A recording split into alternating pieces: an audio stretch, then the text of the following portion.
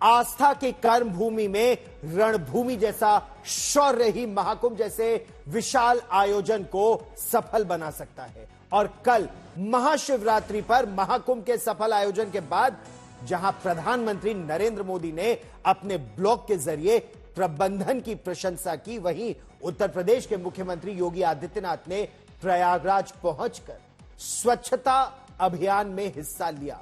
गंगा पूजन और आरती के बाद जितने भी सफाई कर्मी हैं उनके साथ उत्तर प्रदेश के मुख्यमंत्री ने भोजन किया, उनके सहयोग के लिए उन्हें धन्यवाद दिया।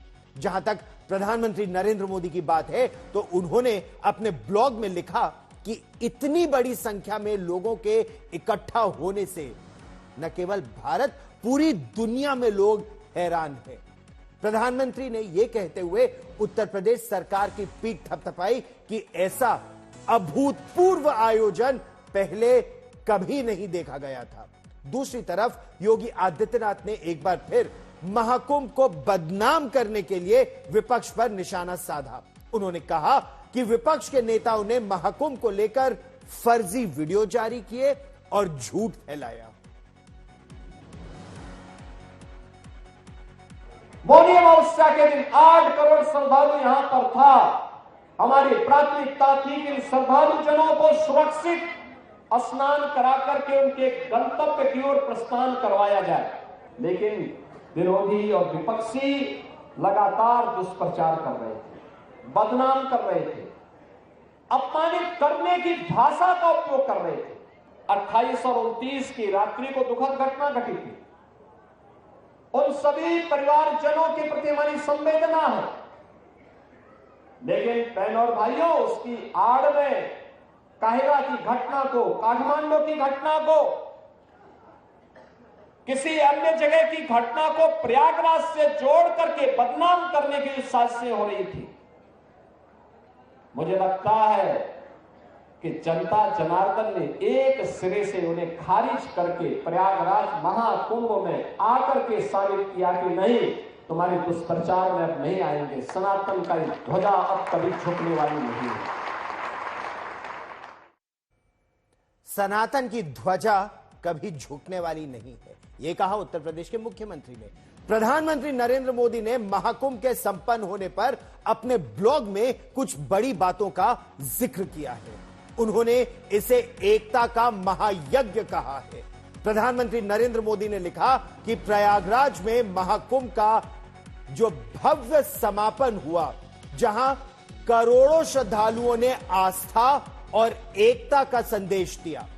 प्रधानमंत्री नरेंद्र मोदी ने दिव्य भव्य राम मंदिर से महाकुंभ तक दोनों की चर्चा की और कहा 22 जनवरी को अयोध्या में मर्यादा पुरुषोत्तम श्री राम मंदिर प्राण प्रतिष्ठा के बाद महाकुंभ में देव भक्ति और देशभक्ति की अद्भुत झलक देखने को मिली। उन्होंने श्रृंगेश्वरपुर का महत्व बताया।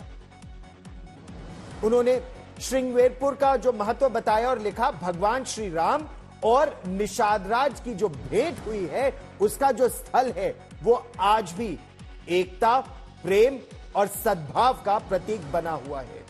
प्रधानमंत्री नरेंद्र मोदी ने महाकुंभ में अभूतपूर्व भागीदारी को लेकर लिखा कि अनुमान से कहीं अधिक श्रद्धालु प्रयागराज पहुंचे। यहां तक कि अमेरिका की कुल जनसंख्या से दोगुनी संख्या में लोग इस एकता के महाकुंभ में उन्होंने भाग लिया। इसे विश्व स्तरीय आयोजन बताते हुए लिखा कि बिना किसी औपचारिक निमंत्रण के करोड़ों लोग स्वतः स्फूर्त प्रयागराज पहुंचे, जो आधुनिक प्रबंधन के लिए अध्ययन का विषय बन सकता है। उन्होंने लिखा कि युवा पीढ़ी की महाकुंभ में बढ़ चढ़कर भागीदारी यह दिखाती है कि भारत की नई पीढ़ी अपनी संस्कृति और परंपराओं के संरक्षण के लिए प्रतिबद्ध है। उन्होंने विकसित भारत के संकल्प का जिक्र करते हुए लिखा कि 144 वर्षों बाद संतों ने इस महाकुंभ में विकसित भारत का संदेश दिया, जो भविष्य की दिशा तय करेगा। भारत राष्ट्र की सामूहिक शक्ति के बारे में प्रधानमंत्री नरेंद्र मोदी ने लिखा कि महाकुंभ में देश की एकजुटता और सामूहिक संकल्प शक्ति की झलक मिली, जो भारत को नए आत्मविश्वास के साथ आगे बढ़ाने का एक संकेत है। और इसके साथ ही उन्होंने नदियों की स्वच्छता का संकल्प दोहराया और लिखा, संगम में स्नान करने आए करोड़ों लोगों ने नदियों की पवित्रता बनाए रखने का संकल्प लिया, जिसे भविष्य में आगे बढ़ाया जाएगा।